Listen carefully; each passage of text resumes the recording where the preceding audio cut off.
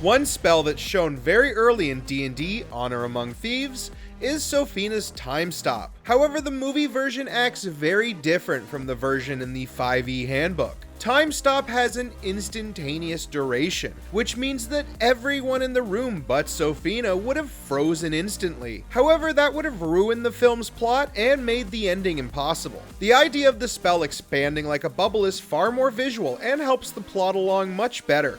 Oh, Jarnathan! The delightfully named Aarakocra, Jarnathan, is a bit of a fan favorite for how little he appears in the film. Edgin's escape plan calls for grabbing Jarnathan and using him to fly away from the prison. However, grabbing the Birdman could be classified as grappling, which is an action in D&D, an action that negates the fly ability. However, allowing Jarnathan to overcome the grapple and lift himself, a bard, and a full-grown barbarian to safety is a much better story choice than if Chris Pine had broken his neck in the first 15 minutes and had to roll for a new character. Dragonfire is hot.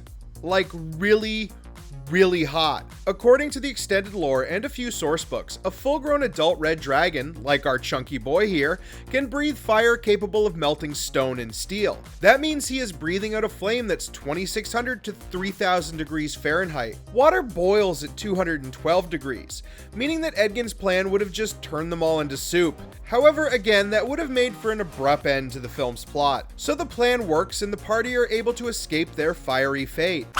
Top of the list of they don't work like that is the film's depiction of sending stones. This is an actual item in the game, and its rules are pretty set in stone. The magical items are depicted in the film as basically walkie-talkies. They are portable communication devices that allow the party to stay in contact as they navigate the tunnels and courtyards of Neverwinter. However, this is not how sending stones work in-game. The sending stones are more like a magical carrier pigeon. You can use the item once a day to send a single message to the other stone. You cannot use them like a radio and have a continuous conversation back and forth. However, that would have been far less useful to the group and taken longer to explain, so the film rightly opted for a more traditional use of the magical item.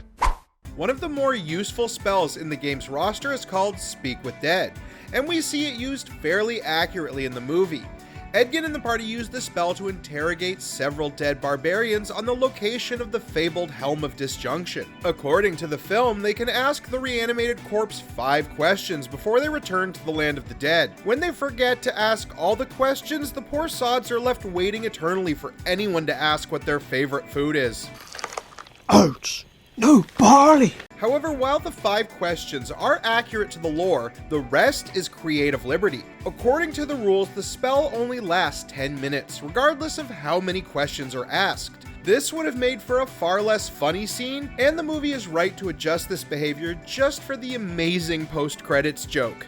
This list has already demonstrated that the movie took some liberties with the rules surrounding magic, and usually for comedic effect. Another example of this homebrewing leads to one of the film's most satisfying and heroic moments. Sofina seems to always save a spell slot for Time Stop, as it's her go-to move when things get complicated. However, the young sorcerer Simon has gotten a lot better when it comes to countering. Simon did manage to counter the spell at the end, however some freeze tag acting lets the group get the drop on the red wizard. In-game, Sofina would have immediately known about this ruse, as when any spell fails, the caster instantly knows. It is incredibly satisfying when Doric Hulk throws Sofina into that wall though, so I'll allow it.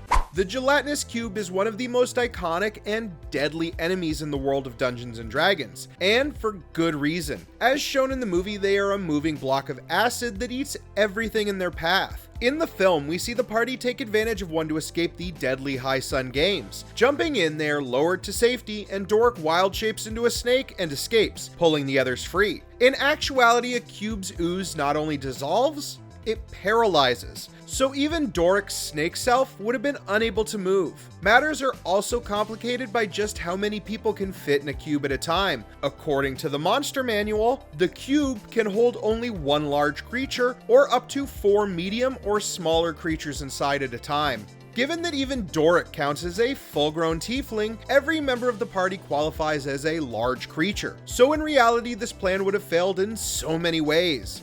Chris Pine's character is rather controversial amongst fans, or at least his class is. He is supposedly a bard. That's a class in the game known for their musical ability, dramatic flair, and fine speechcraft. So on the surface, Edgin ticks all the boxes, loot and all. However, he is missing a key feature when it comes to being a bard: magic. Bards are one of the magic-using classes in the game, and it usually emanates from their musical instruments or pure charisma. However, Pine has none of the usual bardic abilities. Keeping Pine's character non-magical does a lot more for the film's story, however. Simon is far more important as the group's main magic caster. Overall, it's fine that he doesn't have magic. My theory is that his players simply forgot about their spell sheet.